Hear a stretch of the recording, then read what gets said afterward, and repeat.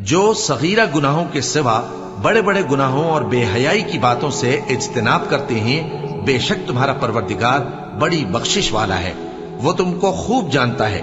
جب اس نے تم کو مٹی سے پیدا کیا اور جب تم اپنی ماؤں کے پیٹ میں بچے تھے تو اپنے آپ کو پاک صاف نہ جتاؤ، جو پرہیزگار ہے وہ اس سے خوب واقف ہے۔ بھلا تم نے اس شخص کو دیکھا جس نے منہ پھیر لیا اور تھوڑا سا دیا پھر ہاتھ روک لیا؟ کیا اس کے پاس غیب کا علم ہے کہ وہ اسے دیکھ رہا ہے؟ کیا جو باتیں موسیٰ کے صحیفوں میں ہیں ان کی اس کو خبر نہیں پہنچی؟